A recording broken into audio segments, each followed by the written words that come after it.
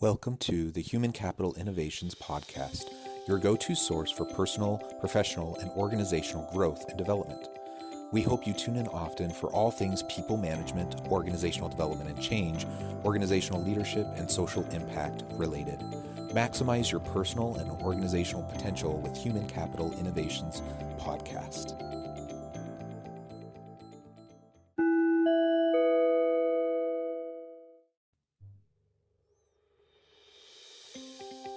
Welcome to the Human Capital Innovations Podcast. In this HCI podcast episode, I talk with Michaela Lindinger about building Agile leadership capacities and capabilities to drive successful change management initiatives.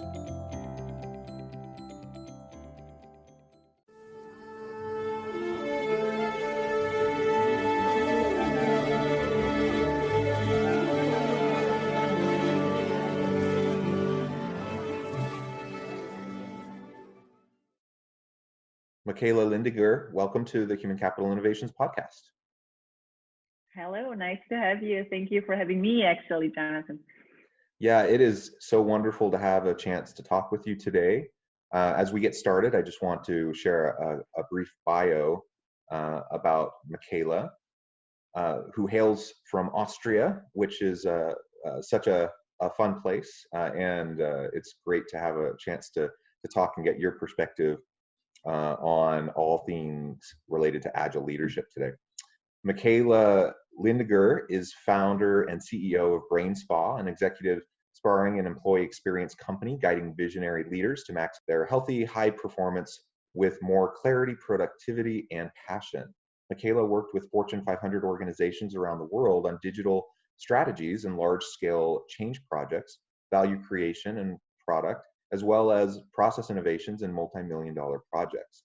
She has also worked with several startups and corporate talents to prepare their mindset for the digital transformation and adjusting their business models to become agile and purpose-driven. Michaela is a millennial serial founder, three-time CEO and co-founder, and experienced corporate executive, mompreneur, author, and university lecturer and professor of innovation and business models since the age of 29. A member of the International Forbes Council and the International Society for Coaching Psychology. She holds an international business master's degree from Austria and a master's degree in coaching psychology from the UK in London. Again, such a wonderful background, great experience, and welcome to the podcast. I'm so excited to talk with you today. Thank you. I'm very much looking forward to our conversation here today. As we get started, is there anything else you would like to add to help the listeners get to know you a little bit better before we jump in? Well, I think you've already covered quite a few things. Probably maybe one thing to add is that what I always say is, on the one hand, I have a corporate background. I always say I speak corporate-ish, if that was a language. And on the other hand, I'm like a three times founder. I've served on boards of larger organizations, but also worked a lot with startups. I've had my own startups. I sold some of them, and some of them I still have.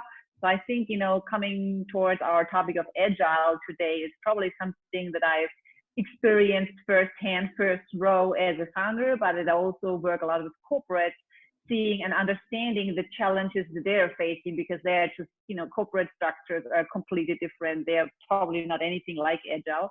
And I think in that combination, this is where I know that there is so much potential that's currently not really used. I think this is part of my story to have actually seen both worlds, and I'm trying to bring those together. That's probably the only thing I would like to add here. That's wonderful, and that's a really good framing for it too. And I think you're right. It's two different worlds when you're talking about startups and scaling versus large, bureaucratic, mature organizations that often are kind of the antithesis of Agile. Absolutely. But the principles are still very important for them to consider as they're going through change processes. Right. And so being able to bring that perspective from a startup mentality back to corporate, I think is really important. And that's what we're going to explore today. Yes, absolutely. Okay, well, let's start off by talking about decision makers and organizations of any type, they face many challenges. Of course, right now we're in the middle of a global pandemic, so that's an extra challenge added upon already existing complexities and hyper-competitive international markets and everything that organizational leaders have already always had to grapple with. But what do you see as the biggest challenges to organizations and decision makers today, particularly if they're going to start trying to think along the Agile framework? Yeah. So I think that the question around challenges, especially these days where everybody is so busy with all the special additional challenges that the pandemic and the COVID-19 crisis brought upon us. I think probably if you talk to business leaders, they could give you a gazillion things of challenges they're facing today. But what I'd like to do is really to kind of like, put that pandemic specialty challenge thing aside for a second, because I think that's kind of like covered a lot of stuff, but this is not what, Agile topics have been even there before the pandemic, and they've not really been taken care of well enough. So, just to frame that here, I'd love to leave out this crisis thing for a second, just for a couple minutes here and really look at the regular type of business as we used to have it. So when we look at the challenges that organizations face when it comes to this whole Agile thing, is I always try to distinguish on two dimensions. So the one thing is really the organizational dimension, and the other one is a very personal, the leader's dimension on a personal level. And I'd like to cover the organizational dimension first. So when you look at the organization, and obviously you could probably list 50 things here, but what I always see with clients I work with organizations I see, especially with corporates, what I always see they struggle most with are basically 3-4 things. So the first one is really that they face a challenge when it comes to their business model. And with the business model, I'm not talking about, that, we don't know what we produce and what's our USP. That's not the challenge they face. The challenge they face is really to say, what actually is our business model? I mean, they understand what their products are, right? But what's the model behind, if you look at it from a business model canvas perspective, to really have those dimensions crystal clear, available in all heads, is something that I see many, many corporates struggle with, and not just on the new entrance level. I'm talking to a lot of CEOs and board members, and don't get me wrong, but funny enough, even there, sometimes they have not the same view upon their business model, the as is, not even to talk about the to be. So I think one dimension from an organizational perspective is to really get clear, or are we clear on our business model today? And then on a second step, and that's actually a completely different story, to say, are we clear on our business model in the future? And if there is a gap or if there is adjustment needed, then what is, or how do we get there?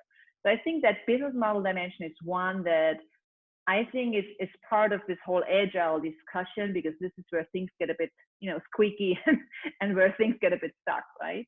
The second dimension on orga level is, I think, really that, and I know we've had it over and over again, and whether it's HR people or finance people or CEOs, they can't hear it anymore, but it's really a talent dimension. So I think it's really that thing. I mean, I'm a millennial myself, and when I started to get, enter the works ecosystem, they said, "Oh, we have a war for talent. We've had that for 10 years." I'm like, "This is cool. If you're a talent and there is a war for you, well, you're lucky somebody wants to hire you." But I think that has not changed the last 15 years or 20 years almost. And I think it's getting tougher and tougher where, with these challenges, with these fast moving situations, basically. And the last thing is what I see as a big on an organizational level is that what had happened in the past is that organizations had to deal with complicated things. Things got more complicated, whether on the technology side or on how they approach market, from local to regional to global, and back to regional and to local again. So they had to face complicated things. And complicated, you can always solve that with more of, more money, more people, more production plants, more markets to serve, more countries. But what we see in that, call it digital transformation, digitally times ahead of us, is that we are facing complex. And complex, you cannot solve with more of. Complex, you need to solve with completely different perspectives and approaches. And I think these, and probably there's 1,000 others, but those are the three, I would say, big challenges that I see many, many corporates facing today, and they don't really find good answers to handle them. And then on top, we have like a personal level from a leader's perspective, because obviously we all know that companies sometimes as good as a good leadership is within this company. And I think on a leadership, on a very personal C level or C-1 level, we face on the one hand that fear of trial and error, because we've never been incentivized for trial and error. We have never been, given any bonus because we failed more than the other buddy in our leadership team.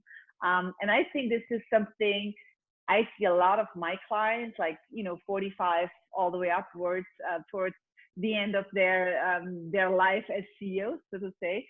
They are struggling. They're really struggling with this. I'll give it a try and I see how it works out. And this is important. And this is actually the second thing, that this old structure of doing your annual or biannual or 5-year strategic planning and your summer strategy sessions, that's gone. You need to go in much shorter, if at any, planning cycles. It's actually more a review and a brainstorming cycle rather than a budget forecasting type thing. And I think with that combination of seeing leaders being faced with challenges that actually ask them to have a completely different approach. They've not learned that at business school, whatever Ivy League program they really did. They've not been incentivized in their past career, and they've probably not been hired to be the trial and error CEO in the new company. I think that, compared with what I mentioned earlier about an organizational level, this is a little bit of a tough cookie here that organizations need to face before we even touch the agile way of doing things. Yeah, you bring up a bunch of really important points there. One of the things I really keyed in on, and what you said just a couple minutes ago, was about how, particularly in larger organizations, they're already very complex. And if you're trying to solve complexity by building more complexity on top of it, you're probably not going to solve your problems. And so what's the answer to that? I mean, part of the answer to that is, you mentioned digital transformation. So leveraging technologies to help us simplify processes, practices, procedures that will allow us to be more responsive in real time. What do you see, in addition to embracing digital technologies for digital transformation, what do you see as like the main skill sets that senior leaders need to be developing, adopting, to be ready for this kind of new environment? I think absolutely valid question here, and I might have a bit of a provocative answer to the digital transformation, because when I was back in 2010, I came back from my maternity leave, and back then I was working with large corporates, and I was part of a large consultancy on strategy and innovation work. And back in 2010, at least in Central Europe, digital transformation as a buzzword, we're just putting that under parentheses here. Digital transformation was a lot related to Google Glasses and AI and bots and all kind of technology things. But barely anybody actually looked at the people dimension of digital transformation. And I was the one saying, hey guys, I think, there is something related to people that we need to watch out for. And that was not a very popular thing to say. Now, fast forward, I think what we see today is that I spoke to a guy from Silicon Valley the other day about AI and the human dimension in AI. And the funny thing was that he actually said, technology, I don't want to say there is nothing we can't solve yet, but more or less, if you bring the right people to the table, technology limitation or technological limitations are not really there anymore. There's always, it's improving so fast. But what is there is that the skills that we really need on a talent level, these are the things where I personally think we need to focus on when we really want to look at which skills are needed for the digital transformation. And if you break that down, the funny thing is what I always see, and what there is a lot of studies out there that actually show the same, is it's not complicated things. Sometimes the skills we need to master that digital transformation, I would call it so basic that we kind of we unlearned them. We initially had them, and when we were little, basically, but over the course of whatever education system we went through, we somehow unlearned them. And maybe I just, point out a few so we get a feeling of what we're talking about here. One, for example, is the skill to envision something, to build a great vision, to communicate a vision. And a vision is not a 2-year budget plan, A vision is something where you talk in pictures, where you don't talk in market shares, where you don't talk in KPIs, where you don't talk in revenue shares, but you talk in pictures. And I think that that vision, that North Star, that if I look at the startup world, I mean, they can tell you the vision they have, and it's not just the founder team. It's like whether they are 10 or 50 people, short or big, whatever, they all have the same North Star they are turning to and they're directing their attention to. In larger organizations, they have values that are, I don't know, in front of the CEO's office on the wall, but that's not a vision. So I think that skill to create a vision and to communicate that in a way that people feel like passionate to follow that and to give their best to achieve this vision. Also, it's not crystal clear yet what that means for the next marketing campaign or what that means for the next product enhancement. That's not the point. The ability to create a vision, I think, is something. I mean, my daughter was little and she had crazy things about how she learns to fly and how she has a flying horse and things. Well, you can't see that's never happening, but at least for her, it was a cool picture, right?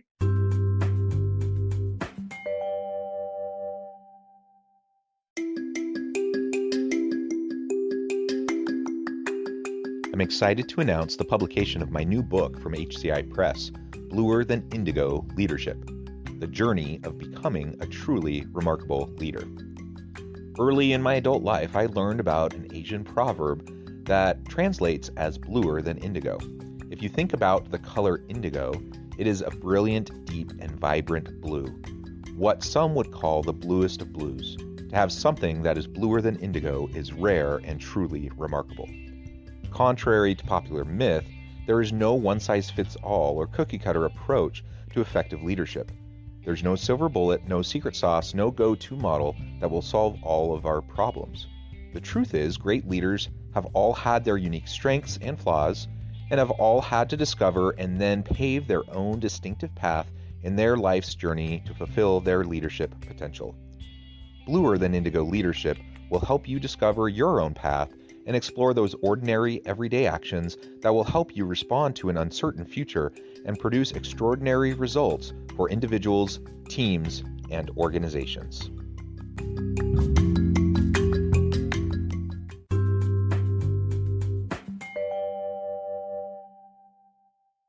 And I think the second thing in terms of skills that we really need to create and to foster in order to survive and survive first and then hopefully to master that digital transformation is what I call collaborative problem solving. And it sounds so simple, but this ability and all the way towards incentivizing people that it's not about them solving the problem individually, but about that human, almost an USP to co-create, to collectively solve things. I think that's also so natural. If you look at, back to kids, if you look at kindergarten groups, they're trying to build things together and they have ideas and they shape it and they discuss and they argue. And then you enter kind of like the school and the later on education, university, and you're never incentivized for collaborating at an exam with anybody, right? But then you enter the workforce and all of a sudden it's like, oh, can you guys do a creative workshop and just, bounce ideas? So what I'm trying to say here is I think things are initial human that are actually, they were here when we were little. We kind of like got them, I don't know if that's a proper English term, untrained, so to say, over the course of our top level education. And I think personally, if we want to master that digital transformation, we want to master that complexity, this is where we need to go back to and incentivize people and also retrain them on how to collaborate and how to actually work together more than just say, hey, we are a project team, I do this and you do that, and I don't know, Susan does the third part. That's not collaboration, right?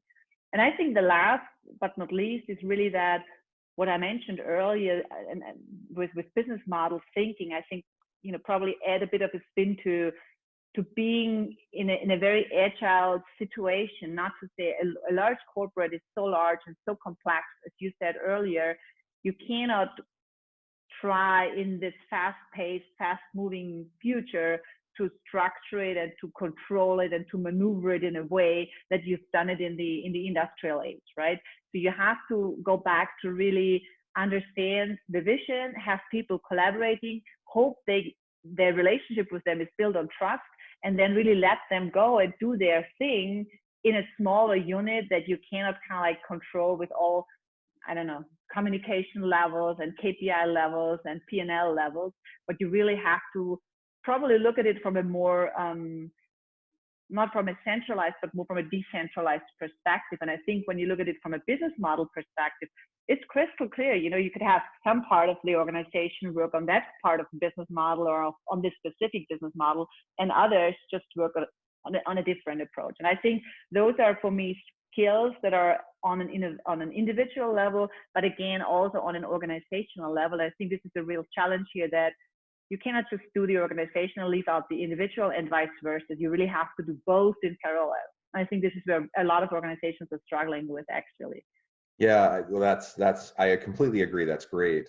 And we have to remember the technologies, when we talk about digital transformation, I think you hit the nail on the head, that these are tools to enhance the work that people do. But you still need creative, innovative, collaborative people behind the scenes to implement the technology, right? And Exactly. and too often I've seen organizations, I've seen leaders feel like, oh, we're just going to implement this new technological system, you know, to address our problem, and that's going to fix everything. Well, that's so silly. It's naive. It's simply not. It's simply not going to work that way. Not only are you going to come up with a bunch of resistance from internal stakeholders and employees as you go through that tech system shift, and that's a whole different challenge, you know, that we could talk about that you have to address. But but you have to remember that it's the people that will be driving the technology.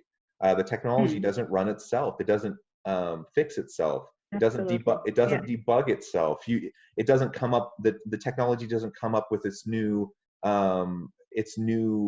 innovations itself. It's the people behind it that does all of that.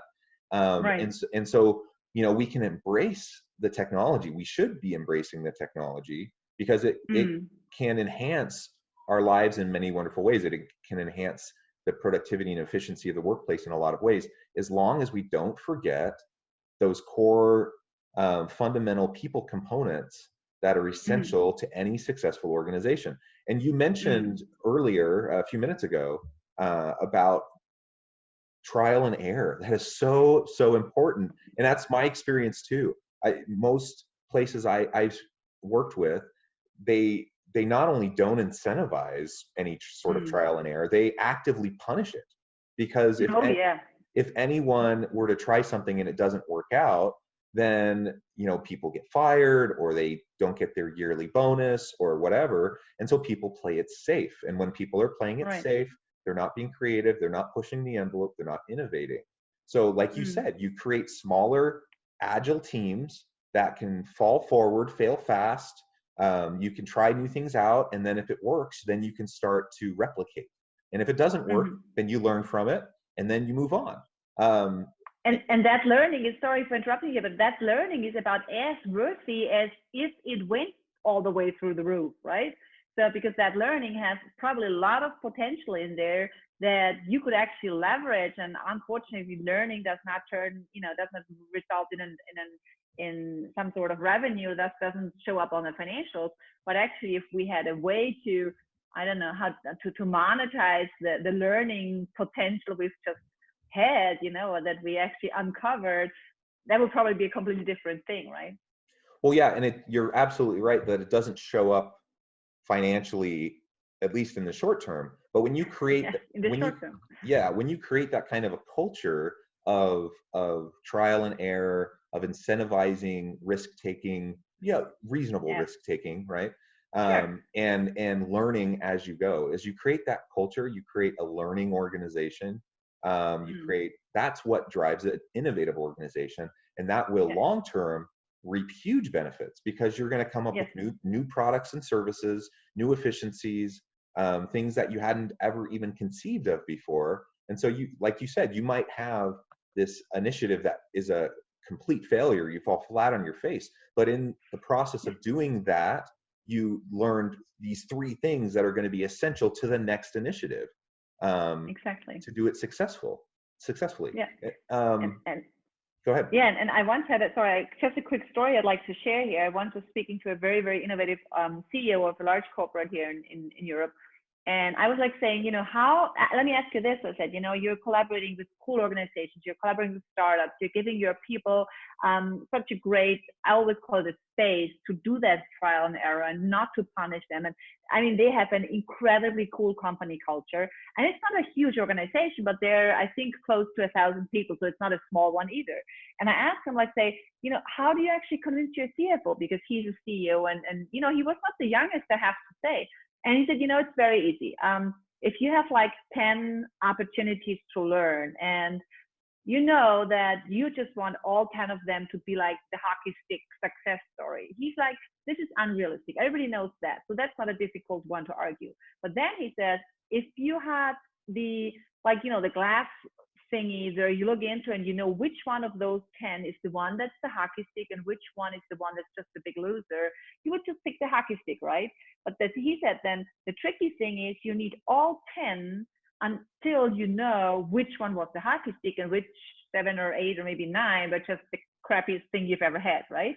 So he really looked at it almost from an investor's perspective, like as if he was a startup investor, to say, okay, I need to invest in 10 small organizations because I need all 10 to have a good ratio of having 1 or 2 that's kind of like do the flat thing, and 7, 8 that's kind of like do the dip down all the way, never seen again. And then of course there's always 1 out of 10 as a ratio to say, hey, this is the cool thing, whether it's a hockey stick or it's, a steep curve upwards, that's what you want to have. But he said so brilliantly clear, you cannot just trust and hope you're right and do all your analysis to pick that one. He said you need to spread it, and if you do that right, obviously 1 in 10 is a good ratio you want to have.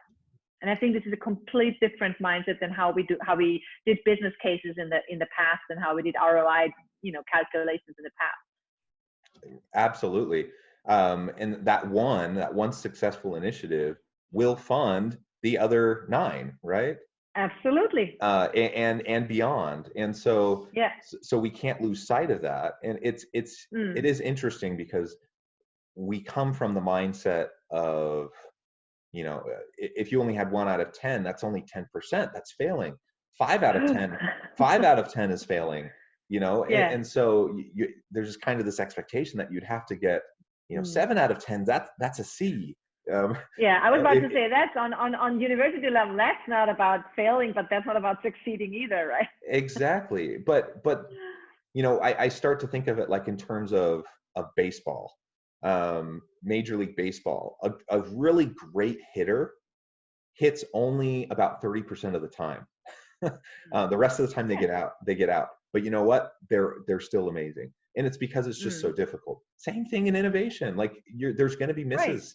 There's going to be misses and Absolutely. things. You throw spaghetti against the wall and some stuff doesn't stick. And that's okay. And it's not necessarily because it's even a bad idea or because, maybe the technology's not there yet, or maybe it's a transformational idea, but the market isn't there yet. Exactly. And so it's something that can be revisited. And so, So I think as long as we keep that mindset, then we can really leverage the potential of our people. Absolutely. Yeah.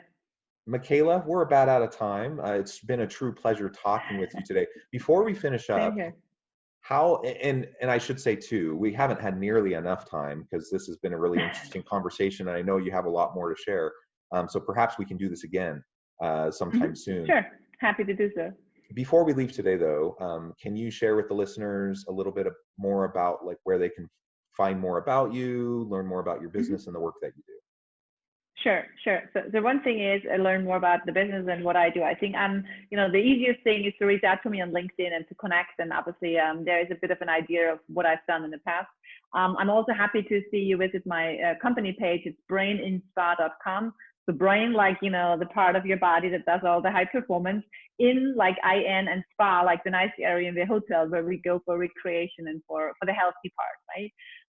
And I think what also I'd like to cover here is maybe just one last point. As I mentioned earlier, it's about, digital transformation, and that agile thing is the one thing on the organizational and one thing on the individual level. And what I do is with a lot of leaders, and what I've recently launched is what I call the Be Me, the core 4. It's your body, your emotion, your mind, and your executive career that you need to work on them simultaneously, and don't need to work on them by go reading books, but really go for a sparring partner and have that human interaction also when you are trying to build those initial human skills. I think this is probably something that I focus a lot, and there's lots of information out there. You can find it on my website, or you just reach out to me on LinkedIn.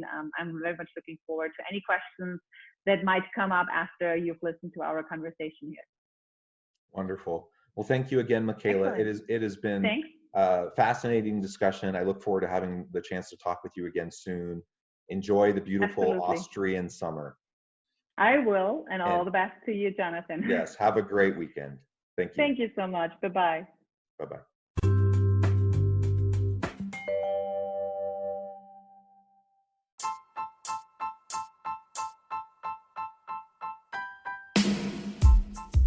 The alchemy of truly remarkable leadership. Ordinary, everyday actions that produce extraordinary results. Consider how the nature of work has shifted over the past 50 years. With increased globalization, rapid technological advancement, and the shift in economic composition, the average job of today looks very different than the average job of 50 years ago. What will the jobs and organizations of tomorrow look like? Moreover, what does this all mean for organizational leaders?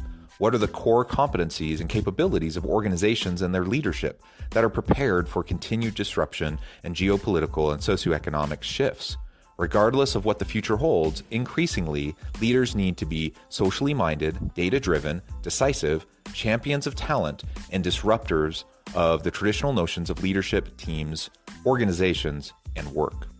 The alchemy of truly remarkable leadership will help you to explore your own leadership competencies and capabilities and consider ways to apply and implement them into your workplace and personal life.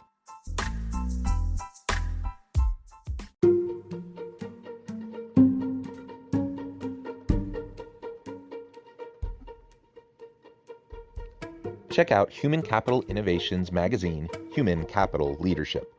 Human Capital Leadership is a free, interactive e-magazine with the mission to help individuals, leaders, and organizations find innovative approaches to maximize their human capital potential. We publish issues quarterly in August, November, February, and May. Take a look at the latest issue and let us know what you think.